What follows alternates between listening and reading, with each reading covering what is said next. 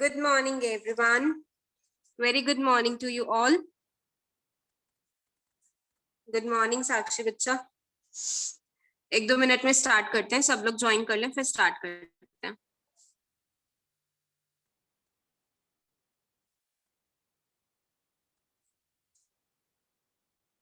सबको good morning. Monday morning.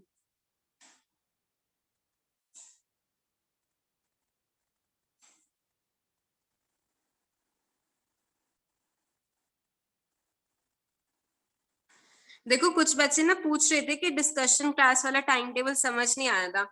जो discussion class है वो आपकी डाउट क्लास है. वो एवरी डे आपकी एक वन सब्जेक्ट की क्लास लग रही है ना, कि मंडे ट्यूसडे आपके फिजिक्स की डिस्कशन क्लास है, वेडनेसडे थर्सडे नेक्स्ट सब्जेक्ट की है. ये कंपल्सरी नहीं होती अटेंड करनी. इसमें क्या होता है कि आप टीचर से पूछ सकते हो कि आज आपने डिस्कशन क्लास में क्या कराना है. अभी स्टार्टिंग में जैसे मैं क्या करूंगी, ऑल्दो मैंने आपको मॉड्यूल के क्वेश्चंस दे रखे हैं, आपने मुझे डाउट्स भी सेंड कर रखे हैं. जब एरर का भी मॉड्यूल में से टॉपिक कंप्लीट हो जाएगा ना, तो फिर हम कंप्लीट मॉड्यूल के हमारे पास डाउट्स होंगे, तो एक डिस्कशन क्लास में हम मॉड्यूल डिस्कस करेंगे. अभी मैं आपके टॉपिक्स का ही डाउट्स लूंगी कि जैसे कुछ बच्चों ने अभी रिसेंटली ज्वाइन किया है, उनको वीडियोस में से कुछ समझ नहीं आया. आप भी इतने टाइम से जो रेगुलर थे भी, फिर भी किसी टॉपिक में कंफ्यूजन है, तो आप मुझे व्हाट्सएप पे बता देना कि मैम मेरा ये वाला टॉपिक आपने डिस्कस करना है. फिर जैसे डिस्कशन क्लास तो हर वीक होंगी. अभी हम टॉपिक्स डिस्कस कर रहे हैं. जैसे जैसे हमारी फिजिक्स ज्यादा होती जाएगी, हमारे मॉड्यूल की और वैसे क्वेश्चन ज्यादा हो जाते हैं.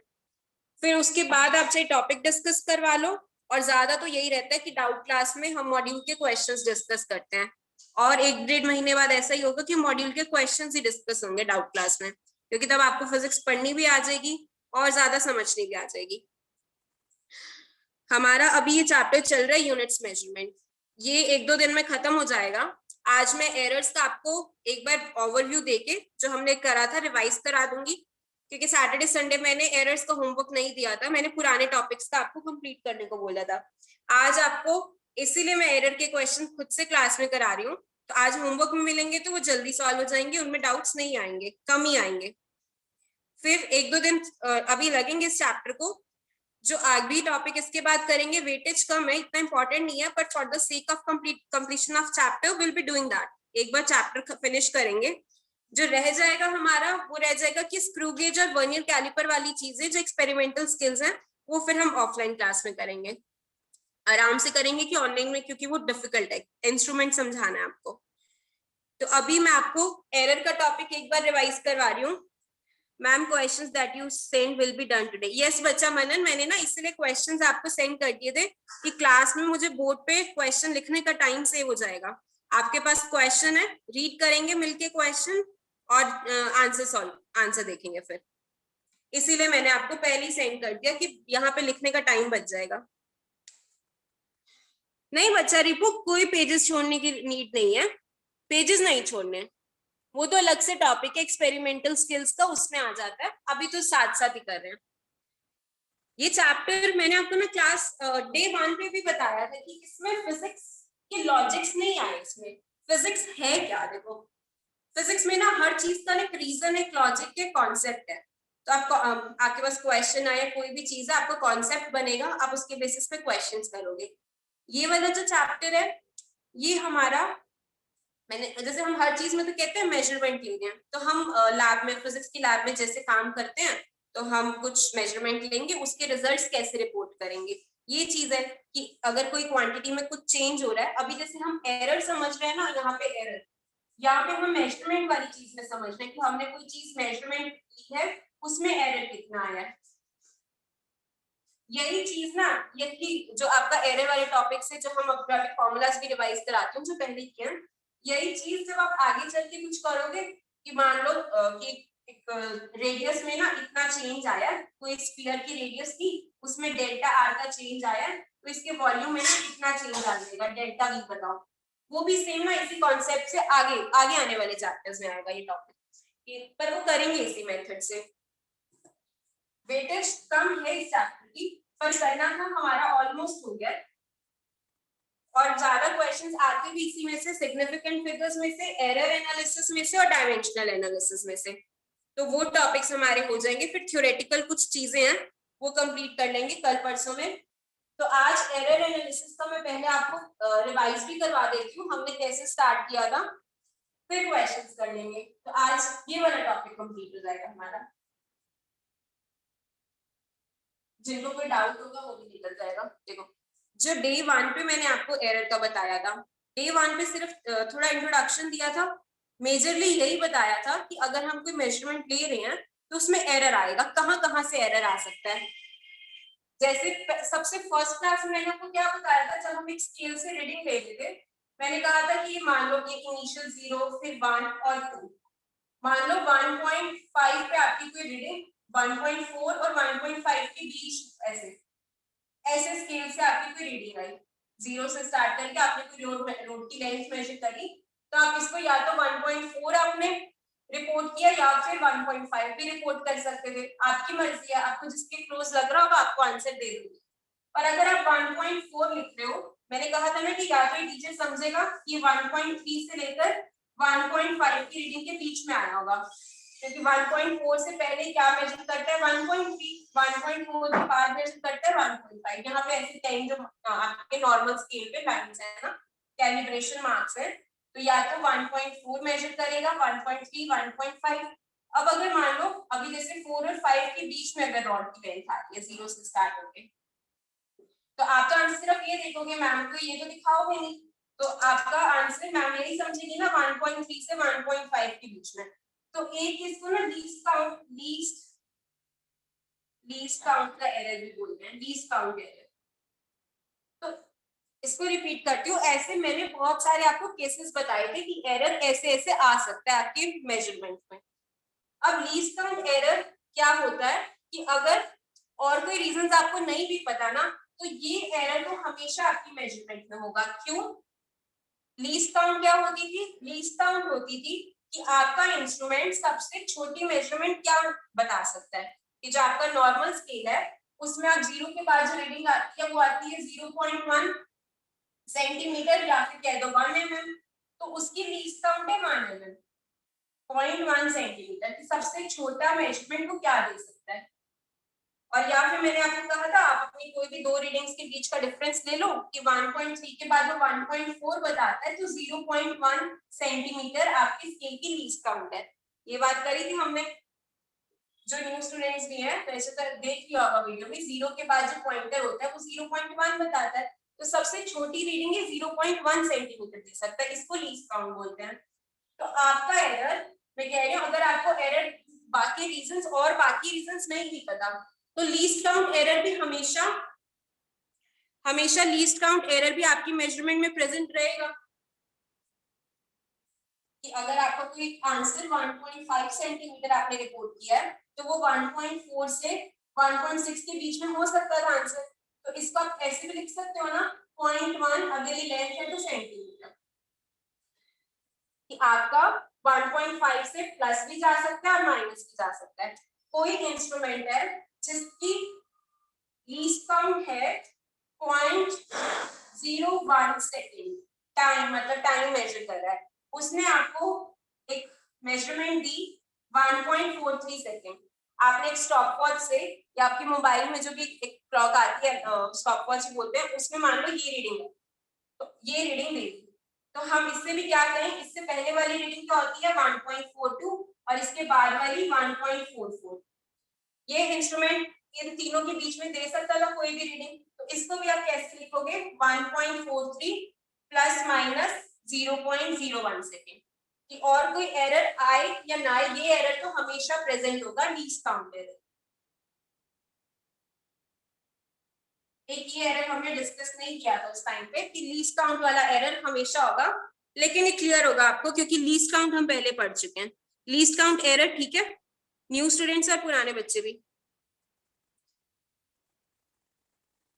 हाँ कर लो सृष्टि बच्चा, किसी में कर लो, क्वेश्चंस का रिकॉर्ड होना चाहिए आपके पास, बस किसी भी नोटबुक में कर लो, चाहे क्वेश्चंस वाली में करो। अच्छा मेरे को ये बताओ लीस्ट काउंट एरर ओके है? हाँ सेजल कह रही है क्लियर है, तो गुड।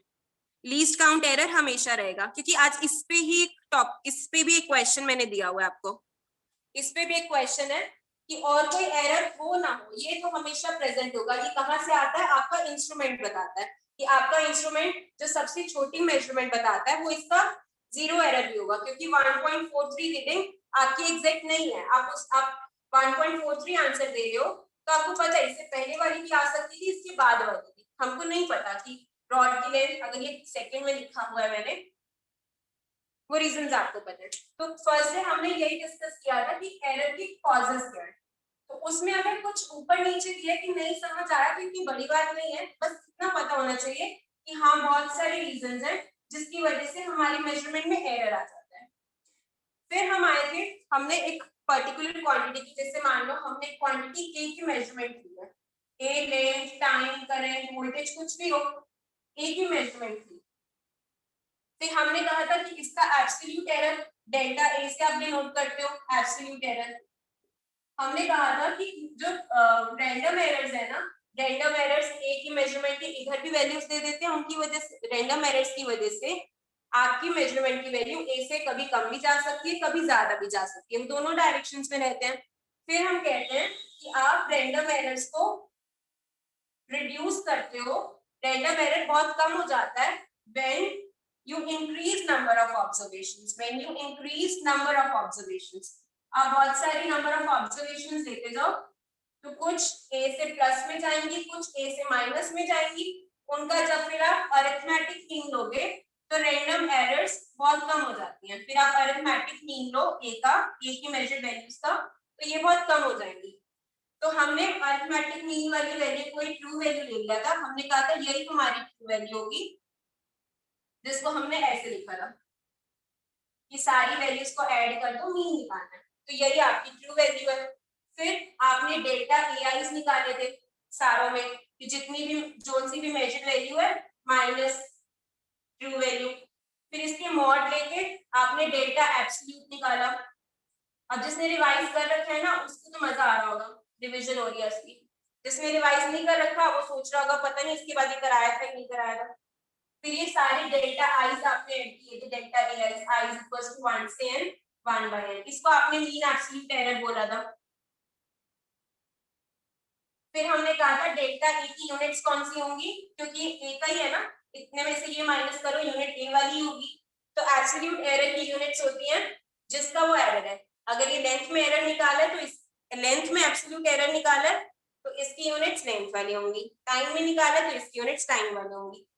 फिर एब्सोल्यूट एरर के बाद हमने रिलेटिव एरर, और रिलेटिव एरर कह लो या फ्रैक्शनल एरर कह लो, वो डिफाइन किया था। और उसके बाद डिफाइन किया था परसेंटेज एरर। रिलेटिव एरर में डिफाइंड एज कि आप अपना डेल्टा ए का मॉड रखो upon A mean, true value this error upon A, relative error आ गया। और परसेंटेज एरर होगा कि आप रिलेटिव एरर में 100 मल्टीप्लाई, ये आपका परसेंटेज एरर आ जाएगा। ठीक है, ये तो किसी एक सिंगल मेजरमेंट में आपने एरर फाइंड करने का फॉर्मूलाज आपने देख लिया कि आप उसको एब्सोल्यूट एरर की टर्म्स में भी रिप्रेजेंट कर सकते हो, रिलेटिव एरर की टर्म्स में भी कर सकते हो, और परसेंटेज एरर की टर्म्स में भी कर सकते हो। एरर के टॉपिक में जो मैं आज रिवाइज करा रही हूँ, याद भी यही चीजें ही रखनी है बस। फिर हम कहते हैं कॉम्बिनेशन ऑफ एरर्स में हमने क्या पढ़ा। फिर हमने ये कहा कि ठीक है, हमने एक एक्सपेरिमेंट में अलग अलग मेजरमेंट ली, हमने ए को मेजर करा, बी को मेजर करा, पर इन फाइनली हमको एक जेड क्वांटिटी मेजर करनी थी, मतलब जेड का आंसर निकालना था। और जेड है कि कभी वो प्रोडक्ट है, कभी वो एडिशन है, सब्ट्रैक्शन है, या अलग अलग पार्ट्स में डिपेंड कर रहा है अपॉन द मेजर्ड वैल्यूज। ये जो हमको फाइनल क्वांटिटी बतानी है ना आंसर में, तो वो ए और बी पे डिपेंड करता है। हम जेड को डायरेक्टली मेजर नहीं कर सकते, हम मेजर करते हैं ए और बी को। हमने ए की मेजरमेंट ली, हमने बी की मेजरमेंट ली, हमने ए में एरर देखा, हमने बी में एरर देखा। फिर जो फाइनली जिसका आंसर बताना था, हम एक्सपेरिमेंट में आप लिखोगे अभी 11th-12th में, aim is to study this to find the value of g, ऐसे करके अपनी प्रैक्टिकल फाइल्स बनाओगे 12th में, क्योंकि 12th में तो एग्जामिनर देखता है ना, तब बनानी पड़ती हैं, चाहे डमी एडमिशन हो तब भी बनानी पड़ती हैं, तब तो फाइल्स एंड में जाके। तो आपको जो फाइनल क्वांटिटी बतानी है, हमने फर्स्ट केस किया था कि मान लो वो a प्लस बी है, फिर हमने इसमें मैक्सिमम एब्सोल्यूट एरर निकाला था। जब एडिशन या सब्ट्रैक्शन था तो maximum permissible absolute error in z delta z को आया था कि आप a का एरर और b का एरर ऐड कर दो, a के एरर और b के एरर को ऐड कर दो। अगर z a माइनस b है तब भी डेल्टा z जो होगा वो मॉड ऑफ मतलब इसका एब्सोल्यूट एरर प्लस b का एब्सोल्यूट एरर। पर जब आप फाइनल रिजल्ट रिपोर्ट करते हो कि z इज, आप इसको प्लस माइनस डेल्टा z लिखो क्योंकि a प्लस b की जो भी वैल्यू आई फिर प्लस माइनस डेल्टा z, कि इतना एरर, ये मैक्सिमम एरर है ना, दोनों डायरेक्शंस में आ सकता है, उस डायरेक्शन में भी आ सकता है 1.4 से ज्यादा भी और 1.4 से उतना कम भी, प्लस माइनस। कई बार बुक्स में ना ऐसे लिखा होता है कि इनको तो ऐड कर दो पर बाहर प्लस माइनस कर दो। हम आंसर ही ऐसे देते हैं। रिवीजन चल रही है ना बच्चा, ये किसी को डाउट तो नहीं आ रहा? ये हम रिवाइज ही कर रहे हैं, ठीक है। कुछ एक दो बच्चे ने कहा था कि मैम एरर का थोड़ा सा लग रहा है, फिर सैटरडे संडे भी आया तो मैंने कहा चलो रिवाइज करा देती हूँ, एक बार 10 मिनट लगेंगे। फिर एडिशन भी हो गया, सब्ट्रैक्शन भी होगा। उसके बाद हमने किया था प्रोडक्ट और क्वेश्चन वाला कि अगर z क्वांटिटी है, वो दो क्वांटिटीज a और b पे ऐसे डिपेंड कर रही है कि z is product of a and b, z is a b, चाहे z a b हो या फिर z a by b हो। हमारे पास रिजल्ट्स आए थे कि जो relative error in z है, maximum permissible relative error in z, वो delta a by a plus delta b by b, चाहे a और b प्रोडक्ट में हो चाहे a और b क्वेश्चन में हो, तो ये relative error आ रहा है, ठीक है। अब कई बार क्या होगा, क्वेश्चन में ये ऐसे चीज होगी a b और a by b, आप तो relative error निकालोगे, वो कहेगा आपको डेल्टा z बताओ, तो आप क्या करोगे, उस क्वेश्चन में आप z भी फाइंड कर पाओगे। तो डेल्टा z आपको पता है ये quantity delta a by a plus delta b by b, जो भी फ्रैक्शनल एरर निकालोगे मल्टीप्लाइड बाय z कर दोगे तो आपके पास एब्सोल्यूट एरर भी आ जाएगा। कि रिलेटिव एरर पता है, ये चीजें पता है और डेल्टा z फाइंड करना है, तो आपको पता है z इधर मल्टीप्लाई कर देना, तो यहां से आपके पास एब्सोल्यूट एरर भी आ जाएगा। जो हमने डेरिवेशन की थी वहां से हमको मैक्सिमम परमिसिबल रिलेटिव एरर भी मिलता है, पर क्वेश्चन में अगर प्रोडक्ट या डिवीजन वाली चीज दी है उसमें भी अगर एब्सोल्यूट एरर चाहिए तो हम इस क्वांटिटी के बाद z मल्टीप्लाई कर देंगे। फिर जो और मतलब और भी ज्यादा जनरलाइज हमने कर लिया कि मान लो a की पावर m, b की पावर n, c की पावर m n p लिख देते हैं, तो डेल्टा z बाय z क्या होगा कि इनकी पावर्स आगे आ जाती हैं, m delta a by a plus n delta n by n, ये हम डेल्टा b बाय b, ये हमेशा पॉजिटिव ही रखना है पावर्स, क्योंकि देखो जैसे उस दिन एक बच्चा मिस्टेक कर भी रहा था कि c की पावर माइनस भी करके यहाँ पे माइनस भी कर दिया, यहाँ पे कभी भी ना माइनस नहीं आएगा, आप मैक्सिमम एरर निकाल रहे हो। मैक्सिमम एरर करने का मतलब है आपने जितनी भी सारी मेजरमेंट्स ली है ना, आपको मैक्सिमम एरर चाहिए z में, z इन पे डिपेंड कर रहा है, तो हम इनकी मेजरमेंट्स को मैक्सिमम मतलब मैक्सिमम एरर क्या होगा कि सारे एरर्स ऐड कर दो तो वही मैक्सिमम एरर, उससे ज्यादा एरर क्या आएगा। अब ये m टाइम्स इसकी भी एक इंपॉर्टेंस है, इसको और डिटेल में भी करते हैं अभी। फिर ये p delta c by c, जैसे यहाँ हमने किया या यहाँ किया, पावर्स ये जितना a पे डिपेंड कर रहा है उतना ही b पे डिपेंड कर रहा है, a की भी पावर 1 पे डिपेंड कर रहा है, b की भी पावर 1 पे डिपेंड कर रहा है, तो a और b का इन्फ्लुएंस z पे सेम है। एरर a में जो होगा हमने रिलेटिव ऐड किया क्या क्या, तो ये मैक्सिमम ही दे रहा है कि मान लो a में भी मैक्सिमम एरर आ गया आपके किसी कैलकुलेशन में मेजरमेंट में, b में भी मैक्सिमम एरर है, तो यही आपने एरर्स ऐड कर दिए तो z में मैक्सिमम एरर आ गया। अब ना कई बार क्वेश्चन ये पूछता है आपको, अगर मैं ये बोल दूं m n की तो अलग अलग पार्ट्स होंगी, तो z में मैक्सिमम एरर मतलब z पे इन्फ्लुएंस किसका ज्यादा होगा, z के एरर में सबसे ज्यादा रोल किसकी एरर में आएगा। मान लो आपने a b और c मेजर करा, ठीक है, अब मैं आपको कह रही हूँ से m 1 है, b 2 है और c m को 3 बोल देते हैं, c 1 है, तो अगर a b c पे z ऐसे डिपेंड कर रहा है कि a की पावर 3 a क्यूब, जिसकी पावर ज्यादा होगी एग्जैक्टली जिसकी पावर ज्यादा होगी उसका इन्फ्लुएंस z पे ज्यादा आएगा। तो सबसे ज्यादा केयरफुली आप a को मेजर करो। अगर कोई बात पूछे ना कि इन तीनों में से सबसे ज्यादा केयरफुली आपको किसको मेजर करना चाहिए, सबसे ज्यादा केयरफुली जिसकी पावर ज्यादा है ना उसको मेजर करना। क्यों? क्योंकि उसके एरर के आगे वो उतने टाइम हो जाएगा। तो सबसे केयरफुली आप a को मेजर करो, क्योंकि a का जो एरर है उसको 3 टाइम्स से, क्योंकि अगर m आगे आ जाएगा तो 3 into error in a, n into error in b, p into error in c, relative error. तो ये एरर आप 3 टाइम्स कर रहे हो। तो अगर इसमें एरर ज्यादा है, डेल्टा ए का एरर 3 टाइम्स से इन्फ्लुएंस कर रहा है डेल्टा जेड को। तो क्वेश्चन कई बार यही पूछ लेता है कि किस चीज का आप सबसे ज्यादा मतलब किसका इन्फ्लुएंस ज्यादा आएगा या किसको बहुत केयरफुली मेजर करो। तो जिसकी पावर ज्यादा होगी ना वो क्वांटिटी आपके जेड के एरर में ज्यादा इफेक्ट मारेगी। क्यों? क्योंकि उसका अगर उसमें उसका एरर कैसे इन्फ्लुएंस करेगा जेड को, उसकी पावर मल्टीप्लाई हो जाती है, उसके एरर में पावर मल्टीप्लाई हो जाती है, तो उसके एरर का रिजल्ट, उसके एरर का इफेक्ट डेल्टा जेड पे ज्यादा होगा। ये रिवीजन थी बच्चा। अभी भी इस चीज में किसी को डाउट है तो मेरे को चार्ट में बता दो, फिर हम क्वेश्चन स्टार्ट करते हैं। एरर में इतना ही करना है, इससे ज्यादा नहीं पूछेगा कोई। ठीक है, मुझे न्यू स्टूडेंट्स की भी आंसर चाहिए। निखिल, आदित्य, दक्ष और आनिश, आनिश और अनीश। ठीक है, अब क्वेश्चंस पे आ जाओ। क्वेश्चन मैंने डीपीपी या क्वेश्चन आपको दे दिए थे। Good Jagjit, good. क्वेश्चंस आपको मैंने दे दिए थे, टाइम सेव होगा। अब आप क्वेश्चन भी रीड करो, क्वेश्चन अपने सामने रखो, चाहे तो दूसरा अगर एक ही फोन है तो थोड़ा साथ साथ देखते रहना, मैं रीड तो करूंगी क्वेश्चन को, कहीं और रख सकते थे तो रख लो, अभी 1 मिनट दे देती हूँ। अगर कोई दूसरा फोन है घर पे आसपास उसमें खोल सकते हो, नहीं तो फिर इसी में व्हाट्सएप पे साथ साथ देख लो, मैं रीड तो करूंगी क्वेश्चन को।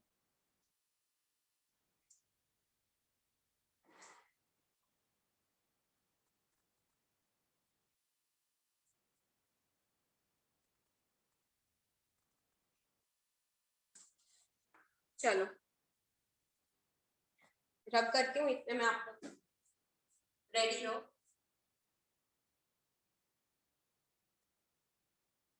जब जब डिस्कशन क्लास में जो जो कराना होगा ना मैं आपको इन्फॉर्म कर दिया करूंगी कि आज की डिस्कशन क्लास में ये चीज डिस्कस होगी। तो अगर किसी बच्चे को अटेंड करना होगा वो कर लेगा, जिसको लगता है मुझे आता है तो वो कंपल्सरी नहीं है, तो आप अपना टाइम सेव करके और चीज पढ़ सकते हो। पर अगर किसी को डाउट आ रहा है फिर वो तो आएगा, मतलब अटेंड करेगा क्लास।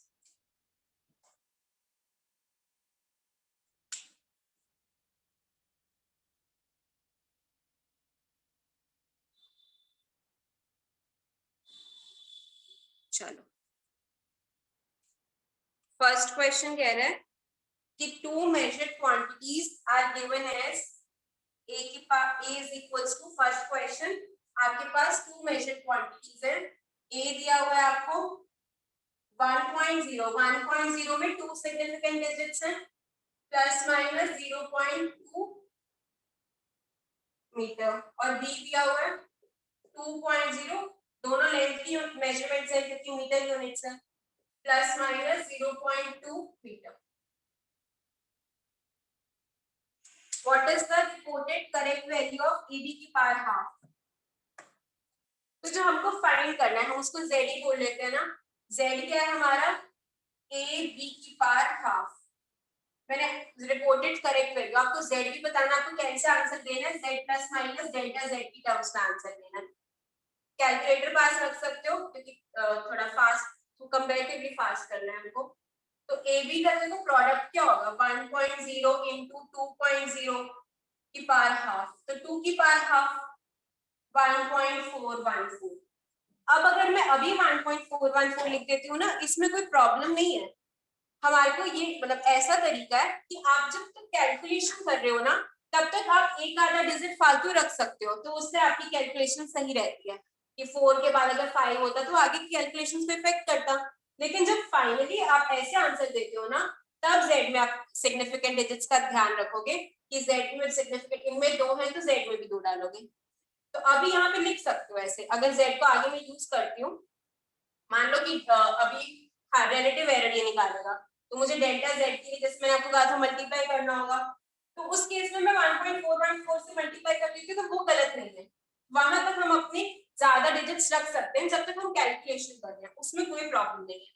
फिर अब देखो ये प्रोडक्ट वाली ये क्या चीज है, जेड इज ए की पावर हाफ बी की पावर हाफ, तो डेल्टा जेड बाई जेड इसमें प्रोडक्ट वाली चीज आएगी, जो कह लो कि जनरलाइज वाला किया हुआ है, ए की पावर हाफ है तो half delta A by A plus half delta B by A. इसमें कुछ क्वेश्चंस अभी इजी आएंगे, पर मुझे कि चलो सबके प्रैक्टिस हो जाएंगे, किसी को प्रॉब्लम नहीं आएगी, क्योंकि एरर के टॉपिक के क्वेश्चंस इंपॉर्टेंट होते हैं, करने आने चाहिए, गलती नहीं करनी।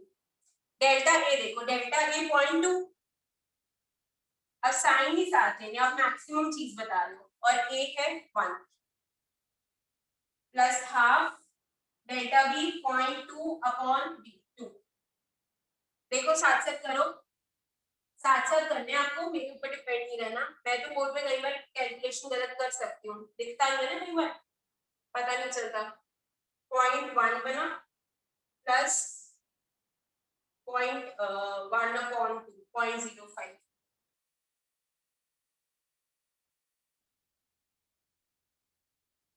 तो डेल्टा जेड बाई जेड आ गया आपका 0.15, तो डेल्टा जेड क्या आएगा 0.15 इंटू जेड, मतलब 0.15 इंटू 1.414, तो डेल्टा जेड की वैल्यू, ये मैंने कुछ गड़बड़ नहीं ठीक करा है,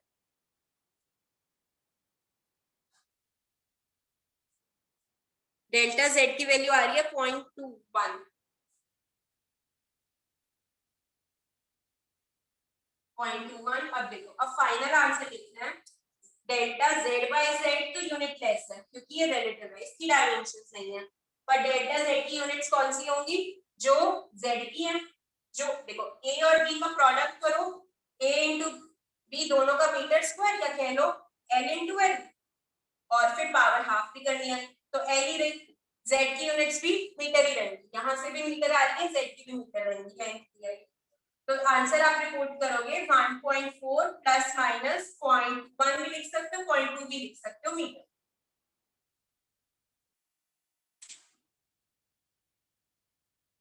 फर्स्ट क्वेश्चन सबका हो गया, जिसका नहीं हुआ वो चैट बॉक्स में बता दो, अदरवाइज हम आगे चलेंगे। फर्स्ट क्वेश्चन जिसका नहीं हुआ है वो चैट बॉक्स में बता दो।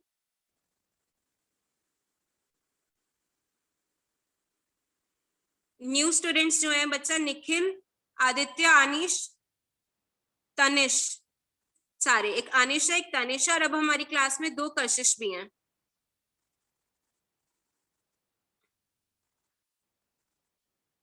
एक कशिश ने तो एग्जिट कर रहा है अभी क्लास, पर एक कशिश है। जो न्यू स्टूडेंट्स हैं बच्चे चैट बॉक्स में बताओ, कोई इशू तो नहीं, इजी क्वेश्चन था ये, निखिल ने कह दिया डन, तो बाकी का भी डन होगा, गुड। नेक्स्ट क्वेश्चन पे चलते हैं। नेक्स्ट क्वेश्चन कह रहा है कि the mass and density of a solid sphere, अगर नोट नहीं किया तो स्क्रीनशॉट ले लो, अदरवाइज क्वेश्चन तो खुद ही करना है।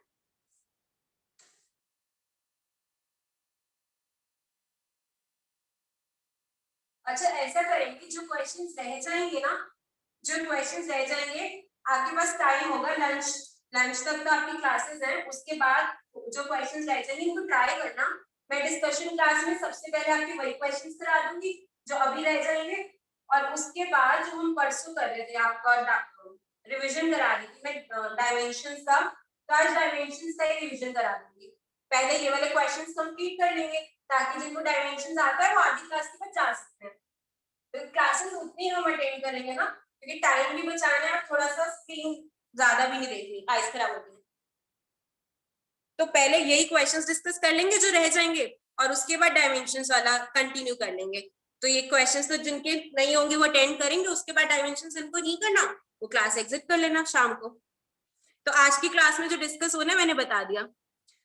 क्रॉस लगा रखा है तनिष मैंने फोकस करने के लिए, ठीक है। अब देखो, mass and density of a solid sphere, the mass and density of a solid sphere are measured to be, आपको मास दिया हुआ है 12.4 प्लस माइनस 0.1 किलोग्राम, और डेंसिटी, डेंसिटी को रो से भी लिखते हैं ऐसे करके, इसको रो बोलते हैं, रो।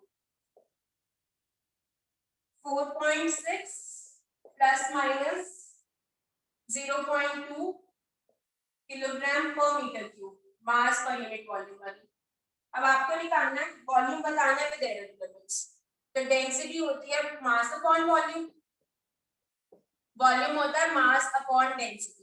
तो पहले तो ये चीजें डालते 12.4 और 4.6, ये है ना हमारी मास की मेजरमेंट, ये हमारी डेंसिटी की मेजरमेंट। तो 12.4 अपॉन 4.6 मीटर क्यूब, ये तो आएगा आपका वॉल्यूम, इसकी वैल्यू आएगी 2.69 मीटर क्यूब आएगा, ये 2.69 मीटर क्यूब। जब आप फाइनल आंसर करोगे, क्योंकि देखो डिवाइड किया मास को, डिवाइड किया मतलब डिवाइड किया मास से डेंसिटी को, तो दो मेजर वैल्यू को जब आप डिवाइड करते हो तो फाइनल रिजल्ट में उतने सिग्निफिकेंट डिजिट्स रखते हो जितने इनमें से कम में होंगे। जैसे इसमें 3 सिग्निफिकेंट डिजिट्स हैं और इसमें 2 है, तो इसमें वॉल्यूम एरिया 2 तक के पुट करोगे। ये है सिग्निफिकेंट फिगर्स का रूल, कि दो मेजर्ड वैल्यूज थी, आपने उनको डिवाइड किया, जब डिवीजन करते हैं तो जिस मेजरमेंट में सबसे least number of significant digits हैं उतने डिजिट्स आप अपने आंसर में रखते हो। पर कैलकुलेशन में इसको यूज कर सकती हूँ, गलत नहीं है। फिर उसके बाद डेल्टा वी करना है, तो डेल्टा वी बाय वी, क्योंकि डिवीजन में है ना, delta m by m plus delta rho by rho. Delta m है आपका 0.1 अपॉन 12.4 प्लस 0.2 अपॉन 4.6। कैलकुलेटर रख सकते हो अपने पास अभी के लिए, वरना तो खुद ही करना है, जब अभी आज भी दूंगी। तो डेल्टा वी बाय वी आपका आ जाएगा, मेरे पास डेल्टा वी बाय वी का आंसर नहीं है, मेरे पास डायरेक्ट वी का आंसर है कि आप डेल्टा वी निकालने के लिए इस सेम क्वांटिटी को, ये जो ऊपर लिखा हुआ है 12.4 प्लस 0.2 अपॉन 4.6, इससे मल्टीप्लाई करना है वी को, वी है 2.69।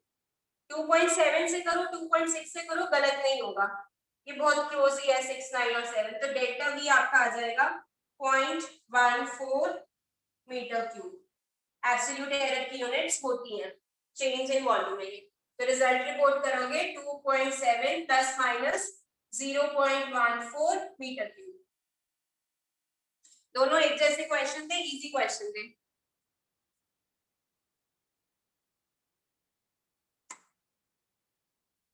हाँ तनिष बोलो, मैम दिखाया मुझे, बस मुझे तो लगा था ओके आएगा कि मैम करो जल्दी करो।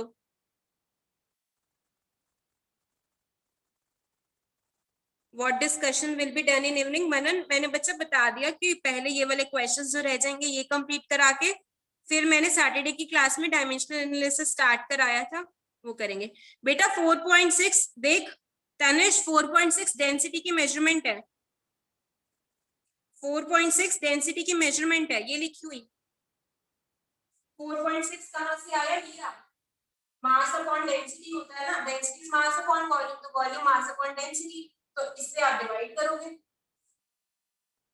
यहाँ पे ये ओरिजिनल बात है, ये ओरिजिनल चीज है ना कि आपकी मेजरमेंट और ये उसका एरर, ये absolute error upon measured value, true value या मीन वैल्यू, ये वही चीज है। चलो क्वेश्चन थर्ड देखो।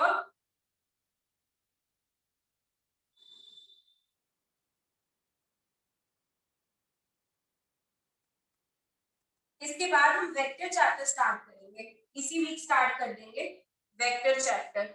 वेक्टर अलजेब्रा है, वेक्टर में भी मतलब इंटरेस्टिंग है, वो भी बहुत मजा आएगा उसमें, इससे ज्यादा मजा आएगा। फिर वेक्टर के बाद काइनेमेटिक्स स्टार्ट होगा, उसमें और ज्यादा मजा आएगा। काइनेमेटिक्स एक एक्चुअल फिजिक्स स्टार्ट हो जाती है, वेक्टर थोड़ा सा अलजेब्रा है, पर फिर भी अच्छा लगेगा। थर्ड क्वेश्चन में आपको टाइम पीरियड दे रखा है 2 pi under root l by g, formula पता है, मैं इसमें तो दे दिया, वरना कई बार फॉर्मूला नहीं भी देगा, वो एट द एंड आपको पता होता है। आपको परसेंटेज एरर बताना है t में, और l, और देखो इसका आंसर अब आप लोग मुझे दोगे। l में परसेंटेज एरर आपको गिवन है ±1%, और g में हाँ g में एरर आपको ±2%। आपको t का एरर मुझे बताओ, टी में परसेंटेज एरर आप लोग मुझे बताओ, मतलब आपके पास ऑलरेडी आंसर्स है, पर किसका सॉल्व हो गया वो मुझे चैट बॉक्स में बताएगा। अरे कशिश बच्चा, मैं तो क्लास में पहले ही बता रही हूँ, ऐसा नहीं है कि ये फिजिक्स नहीं है, वेक्टर के बिना फिजिक्स ही नहीं होगी। और ऐसा भी नहीं कि यूनिट डायमेंशंस करना नहीं है। फिर अगर हम सीधा वेक्टर से स्टार्ट कराएं, फिर बच्चे कहते हैं कि हमारा ये चैप्टर आपने कराया ही नहीं है, हमारे स्कूल के पेपर में आ गया या इसमें से क्वेश्चन आ गया। ये फिजिक्स में आप मेजर्ड वैल्यूज में, मैंने आपको बताया, ये एक्सपेरिमेंटल स्किल्स वाली यूनिट में भी आता है। आपके एनसीईआरटी का स्टार्टिंग वाला चैप्टर यही है।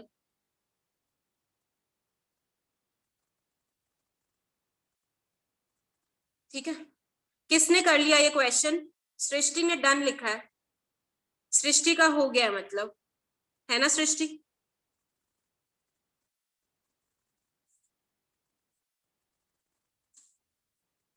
परसेंटेज एरर यहाँ पे पहले तो हम ये देखेंगे डेल्टा टी बाई टी क्या होगा, डेल्टा टी बाई टी होगा, ये पहले 2 पाई है, 2 पाई तो कांस्टेंट है, अगर आप डेल्टा 2 पाई बाई 2 पाई करो ये 0 है, कांस्टेंट से मैंने आपको कहा था एरर नहीं होता, वो एग्जैक्ट मेजरमेंट से एग्जैक्ट चीजें हैं तो उनमें एरर नहीं आएगा।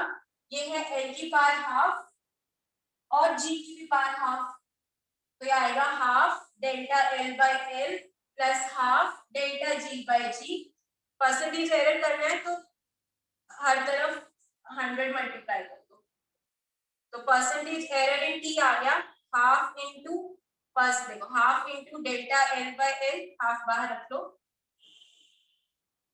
Plus delta g by g into 100, half of 1 plus 2, 3/2 1.5%। Question number 4 erase कर दूं ना, खुद ही करना था। अब क्वेश्चन नंबर 4 भी देखो, मेरे को चैट बॉक्स में बताओ अगर फटाफट कर पा रहे हो, आंसर आ रहा है क्वेश्चन नंबर 4 का।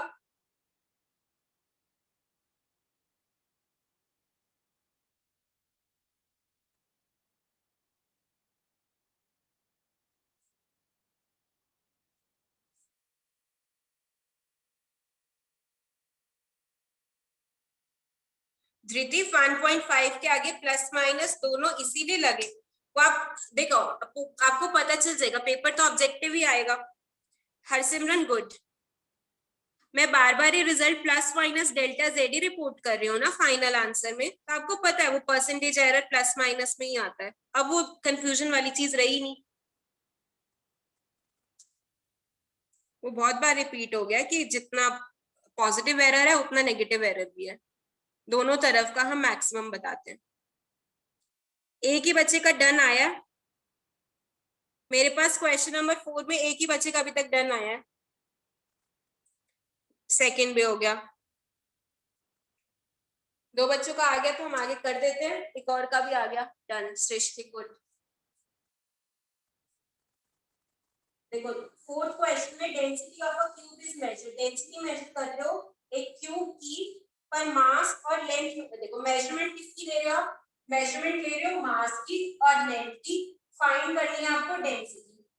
ऑब्जेक्ट क्या है आपका क्यूब, डेंसिटी होती है मास अपॉन वॉल्यूम, ठीक है। अब वॉल्यूम तो नहीं मेजर कर रहे ना, आप तो लेंथ मेजर कर रहे हो, तो क्यूब का वॉल्यूम होता क्या है, क्यूब का वॉल्यूम होता है साइड क्यूब, साइड क्यूब मतलब एल क्यूब, तो आपका फॉर्मूला क्या हो गया, डेंसिटी इज m/l²। अब कर लो परसेंटेज एरर निकालना है, परसेंटेज एरर निकालना है, तो डेल्टा रो बाय रो होगा delta m/m plus 3 delta l/l, तो delta rho by rho into 100 कर दो, तो ये परसेंटेज एरर इन डेंसिटी आ गया। यहाँ पे भी इंटू 100 आएगा, तो ये डायरेक्टली लिख देती हूँ ना, चलो delta m by n into 100, percentage error in mass हो गया ये, plus 3 times delta l by l into 100, ये l लिखा है।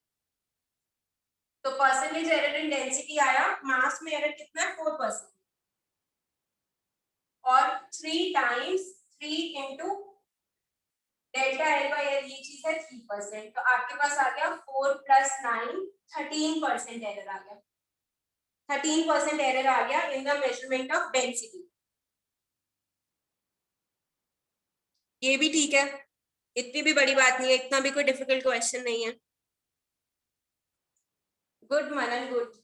चलते जाओ आप आगे, आप हमसे आगे जाओ, ज्यादा अच्छी बात है, और मैच करते जाना, कहीं मिस्टेक नहीं होनी चाहिए। आप करते जाओ आगे, मैं साथ साथ करा भी रही हूँ, तो बस मैच कर लेना, मेरे लिए रुको मत। जिसके आगे होते जा रहे हैं करते जाओ। मैं इसीलिए करा रही हूँ क्योंकि होमवर्क में नहीं दिए थे, थोड़ा सा भूल जाते हैं, छुट्टी आ जाए तो। अभी नया नया सीख रहे हो ना, बाद में तो डंडा पकड़ा होगा मैंने कि करके आओ घर से।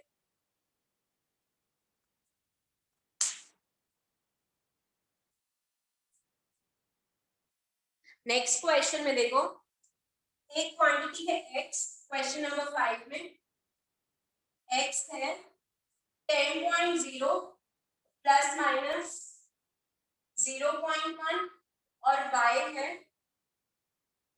10.0 प्लस माइनस 0.1। एक चीज मैं ना अभी डिस्कस कराऊंगी, एक तो ना एरर में कहीं कहीं डेरिवेटिव का रूल आ जाता है, तो जब मैं डेरिवेटिव पढ़ा दूंगी आपको, तो मैं उसमें एरर वाला जहां पे रूल आता है वो चीज भी दोबारा मतलब एक बार रीडिस्कस करेंगे हम लोग। पर इसमें अभी मैं किसी और तरीके से आपको दो चीजें का फर्क बताऊंगी। अभी देखो हमको ये फाइंड करना है ना कि हमारा z है 2x माइनस 2y, z तो आप जल्दी निकाल लोगे कि ये मेजरमेंट x की है, माइनस 2 इंटू वाई, तो ये तो 0 आ गया, 0.0, क्योंकि पॉइंट के बाद एक और डिजिट है, आप लिख देना। एडिशन सब्ट्रैक्शन में आप उतने डिजिट्स रिटेन करते हो जितने इनके पीछे होते हैं, पर दोनों में सेम ही है, डेसिमल के बाद एक, तो डेसिमल के बाद एक 0 लगाना इंपॉर्टेंट है। फिर अब हमको डेल्टा z बाई z, अब देखो एडिशन सब्ट्रैक्शन में तो हमने एब्सोल्यूट एरर ही सीखा है, और वो कहता था कि एब्सोल्यूट एरर्स आपको ऐड करने हैं। इसमें ये जो 2 है, ये 2 ऐसे ही रहेगा, 2 डेल्टा x हो जाएगा माइनस माइनस में प्लस 2 डेल्टा y। आपको जब एब्सोल्यूट एरर्स निकालते हो तो एडिशन हो या सब्ट्रैक्शन हो, एरर्स हमेशा ऐड होते हैं, और अभी ये जो कांस्टेंट नंबर होगा ना इसके आगे ऐसे ही बैठा रहेगा। देखो जब रिलेटिव एरर निकालते हैं तो ये 2 उड़ जाता है, अगर सिर्फ ऐसे होता ना कि z is 2x, आप करके देखो इसमें डेल्टा z बाई z क्या करोगे, पहले 2 टर्म है, डेल्टा 2 बाई 2 तो 0 ही आएगा, plus delta x by x, तो डेल्टा z बाई z जब आप रिलेटिव एरर करते हो तब कांस्टेंट्स उड़ जाते हैं, और तब कांस्टेंट्स नहीं आते, पर जब एडिशन या सब्ट्रैक्शन करते हो तब एरर, तब ये कांस्टेंट्स रहते हैं, आप वहां से चेक भी कर सकते हो। देखो डेल्टा z अगर मैं निकालूं किसी चीज से, तो डेल्टा z को क्या लिखोगे, delta x by x into z, और z था क्या 2x, 2x मल्टीप्लाई कर दो, अभी भी ये चीज बढ़िया है, delta z is 2x, 2 delta x, sorry गलत नहीं करा कि ऐसा नहीं कि अलग अलग क्यों है, अलग अलग नहीं है, अगर ऐसी चीज लिखी हो कि z इज 2x, तो आप ये प्रोडक्ट हो गया ना 2x, तो डेल्टा z बाई z करोगे तो फर्स्ट टर्म ये कांस्टेंट है, इसका कुछ जैसे हमने अभी 2 पाई इग्नोर कर दिया था, उसमें एरर नहीं होता, उसमें रिलेटिव एरर नहीं आता, ये delta delta z by z बना डेल्टा x बाई x। यहाँ पे ये टर्म तो चलो बाद में देखो, डेल्टा z को मैं 2 डेल्टा x कर सकती हूँ, यहाँ से भी अगर मैं डेल्टा z की वैल्यू निकालूं तो वो 2 डेल्टा x ही आ रही है। अभी एक क्वेश्चन ऐसा और रिपीट होगा, बाकी बस समझाना ये था कि इन 2 को ऐसे ही रखना है, तो डेल्टा z आ गया 2 इंटू 0.1 प्लस 2 इंटू 0.2, 0.1 ही है 0.4, तो आंसर कैसे रिपोर्ट करोगे, 0.0 प्लस माइनस 0.4, कोई यूनिट्स नहीं तो हम भी नहीं लगा रहे।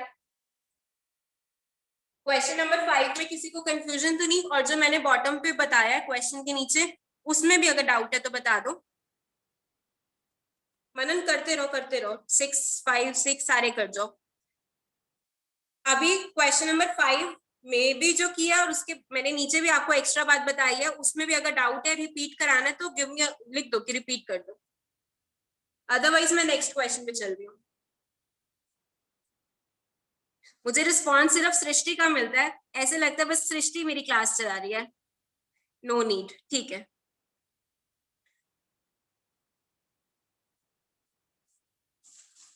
हमारी क्लास में बच्चे हैं अर्पित, उदय, ये लोग व्हाट्सएप पे मैसेजेस आते हैं इनके ग्रुप में, क्लास में नहीं आते। अर्पित और उदय, उदय क्लास में ही नहीं है आज। छुट्टी नहीं करनी है क्लास में, ऐसे फिजिक्स में छुट्टी करना तो मतलब फिर आप कहोगे कि हम रिकॉर्डिंग देख लेंगे, वो तो अपने आप को पीछे करने वाली बात है। अनलेस एंड अनटिल कोई इमरजेंसी हो, नेटवर्क प्रॉब्लम हो जाती है, वो भी मानती हूँ, पर जानबूझ के मन नहीं कर रहा क्लास लगाने का, ऐसे वाले बहानों से मत करना। अभी तो स्टार्ट करिए जर्नी, अब जैसे अभी 25 बच्चे थे, अब 21 रह गए हैं। जानबूझ के नहीं करनी, सिंसेरिटी बना के रखनी है, मैंने आपको पहले दिन भी बोला था।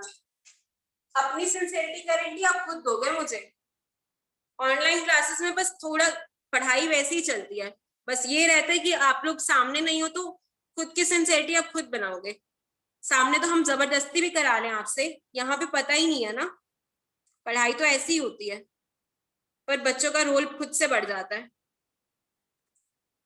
कि मैम देख नहीं रही तो इसका मतलब ये नहीं कि हम पढ़ेंगे नहीं, अब तो रिस्पॉन्सिबल बनने वाली बात है। नेक्स्ट क्वेश्चन देखो, the least count of a stopwatch is 0.2 second. देखो अब ये लीस्ट काउंट दे दिया तो यही हमारा एरर हो जाएगा। उसको बोल रहा है लीस्ट काउंट दे रहा है आपको, लीस्ट काउंट दे रहा है कितनी है 0.2 सेकेंड, तो यही अगर और कोई एरर नहीं दे रहा तो यही आपका डेल्टा टी है, टाइम है, टाइम ही है ना, तो डेल्टा टी आपका 0.2 सेकेंड होगा। एरर कितने के बराबर होता है, लीस्ट काउंट के, प्लस माइनस जाएगा, ये भी पता देती है ना, ये प्लस माइनस ही है, पर हम मैक्सिमम लिख देते हैं, आंसर निकालना होता है तो ऐसे पूरा सॉल्व करके तो दिखाना नहीं। फिर the time of 20 oscillations is measured to be 25 seconds। देखो टाइम फॉर 20 oscillations, इसको मैं स्मॉल टी से लिखूंगी, ये आपको दे दिया 25 सेकेंड्स, और परसेंटेज एरर बताना है टाइम पीरियड में। देखो टाइम पीरियड क्या होता है, टाइम पीरियड होता है time for one oscillation, time period होता है एक ऑसिलेशन का टाइम। अगर 25 ऑसिलेशन का टाइम 20 सेकेंड्स है, अच्छा 20 ऑसिलेशन का टाइम 25 सेकेंड है, तो वन ऑसिलेशन का कितना होगा 25/20, तो जितना टाइम आएगा t by upon number of oscillations, ऐसे लिखेंगे ना, टी अपॉन एन, एन कह लो आप नंबर ऑफ ऑसिलेशंस है, अभी इस केस में n है 20 और t है 25। अब देखो मैं इसको एरर वाले रिलेटिव एरर में भी कर सकती हूँ, मैं इसको एब्सोल्यूट एरर में भी कर सकती हूँ। ये हमसे पूछा है परसेंटेज एरर, तो परसेंटेज एरर में क्या होता है, delta t by t into 100, ऐसी करेंगे ना, डेल्टा t बाय टी लिखेंगे, चलो 100 बाद में लगा देंगे, तो n तो यहाँ पे कांस्टेंट है ना, क्योंकि वो 20 25 नहीं 20 ऑसिलेशंस हैं, तो t बाय 20 लिखोगे, delta n by n plus delta t by t, ज्यादा इसको ये लिखोगे, इसकी पावर भी 1 है, इसकी पावर भी 1 है, पर ये जीरो है, ये फ्रैक्शन जीरो है, क्योंकि एग्जैक्ट मेजरमेंट है, जैसे हमने पहले भी कहा था कि 20 वाइब्रेशंस आपके लिए फिक्स है कि 20 चिल्ड्रन इन अ क्लास में, वैसे 20 वाइब्रेशंस है, तो ये एग्जैक्ट मेजरमेंट है, इसमें डेल्टा n जीरो है, इसका ये फ्रैक्शन जीरो, तो delta t by t into 100 हो गया, delta t by t into 100, ये है परसेंटेज एरर इन दिस, तो 0.2 अपॉन 25 सेकेंड्स इंटू 100, ये आपका सॉल्व करके आएगा 0.8%, ये आया हमारे पास परसेंटेज एरर इन टाइम। इस क्वेश्चन को ऐसे ही करना था। अब अगर ये डाउट लगे कि n को हम, अगर जो वैसे पहले वाले क्वेश्चन में कह कि अगर एब्सोल्यूट एरर करना होता है तो क्या करते हैं, डेल्टा टी, एब्सोल्यूट एरर में तो देखो ये करना नहीं है, ये मैं आपको इसलिए बता रही हूँ कि कई बार आप कहोगे कि कभी इसको जीरो लेते हो कभी नहीं लेते, एडिशन सब्ट्रैक्शन में लेना है, मल्टीप्लिकेशन डिवीजन में इसका रिलेटिव एरर जीरो होता तो डेल्टा टी को क्या लिखते हैं कि 1/n डेल्टा टी, फिर परसेंटेज एरर निकालना था तो डेल्टा टी अपॉन टी करना था, यहाँ पे भी अपॉन टी, मतलब इधर भी डिवाइड कर दो इधर भी डिवाइड कर दो, तो ये कैपिटल टी क्या है t/n, तो t/n हो गया, n n कैंसिल कर दिया, चीज सेम ही आएगी, कुछ भी डिफरेंट नहीं है। समझ गए? ठीक है, नहीं समझे तो क्वेश्चन तो यही है।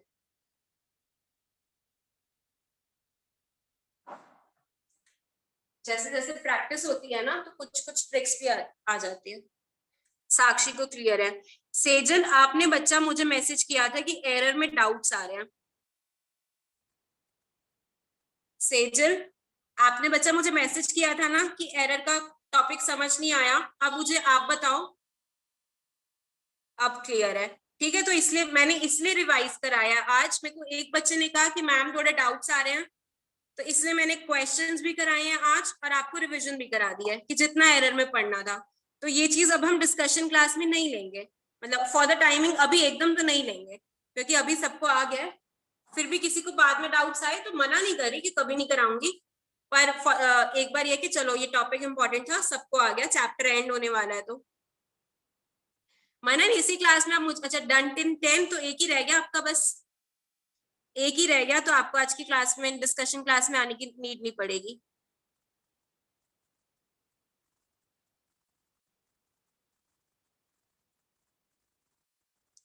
ठीक है, नेक्स्ट क्वेश्चन पे चलते हैं।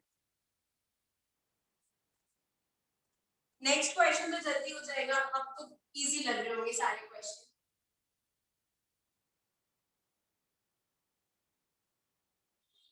मेरे को सिर्फ एक बच्चा कह रहा है कि मैम मैंने यहाँ तक कर लिया, मैंने यहाँ तक कर लिया, और कोई नहीं बता रहा।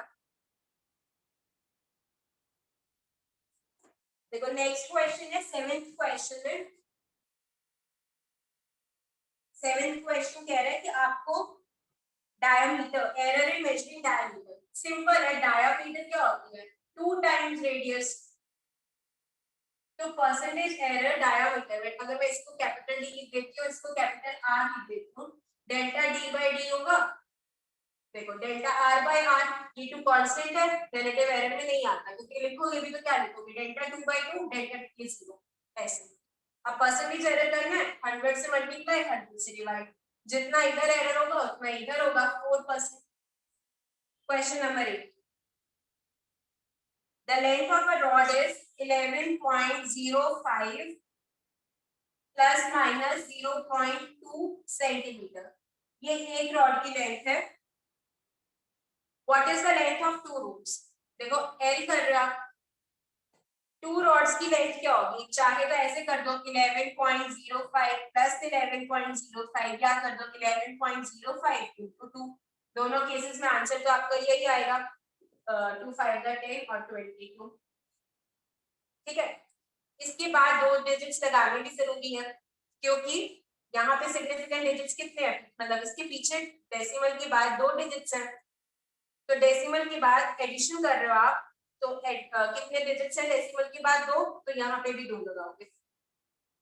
यहाँ पे 4 सिग्निफिकेंट फिगर्स है, मल्टीप्लाई हो रहा है 4 सिग्निफिकेंट फिगर्स, दोनों का आंसर यही है, मैंने डिवाइड नहीं किया, मैंने बताया चाहे ऐसे कर लो चाहे ऐसे कर लो। फिर अब एरर देखो, एरर में आप दोनों लेंथ्स को ऐड कर रहे हो, लेंथ ऑफ 2 रोड्स, तो 0.2 प्लस 0.2, ये क्या आ जाएगा, अगर capital L L plus L है तो डेल्टा कैपिटल एल क्या होगा, delta small L plus delta small L, तो 0.4 आ गया। अब अगर मल्टीप्लाई वाली चीज से करना है तो कैपिटल एल है 2 small L, delta L by capital L बन गया 2 delta small L by small L, पर मुझे ना क्या चाहिए, एग्जैक्ट डेल्टा एल चाहिए, तो डेल्टा कैपिटल एल हो जाएगा 2 into delta L by L into capital L, capital L क्या चीज है 2 स्मॉल एल, तो ये एल एल कैंसिल। अच्छा एक तो 4 बन गया ना, एक चीज कहीं एरर हुआ है, अरे ये हटाना है यहाँ से, ये नहीं आता, 2 डेल्टा एल है, रिलेटिव एरर में 2 नहीं आता, और हमारे पास ये आंसर आ गया। देखो तुमको बताते बताते मैं ही होगी, 2 डेल्टा एल, तो 2 इंटू 0.2 0.4, नीचे वाला भी क्लियर ना आ रहा हो, हैंड राइटिंग खराब लग रही है तो मैं रीराइट कर देती हूँ, हो गया तो कोई बात नहीं, अच्छी बात है। मैंने आपको यही बताया कि आप चाहे इसको मल्टीप्लिकेशन से कर दे, चाहे आप इसको एडिशन से कर दे। ये एडिशन से चल रहा था कि एडिशन करके ये आंसर आया, फिर अगर एडिशन से तो डायरेक्ट एब्सोल्यूट एरर आता है, absolute error in this plus absolute error in this 0.4 आ गया। पर अगर आप इसको मल्टीप्लिकेशन से करते कि दो रोड्स की लेंथ है तो 2l हो जाएगा, तो मल्टीप्लिकेशन में फिर हमारा रिलेटिव एरर आता है, ये 2 नहीं आएगा, तो मैंने गलती से लिख दिया था। फिर डेल्टा एल बना, this into capital L multiply कर दो, कैपिटल एल 2l ले लेते, सब्स्टिट्यूट किया वो 2 डेल्टा एल आ गया।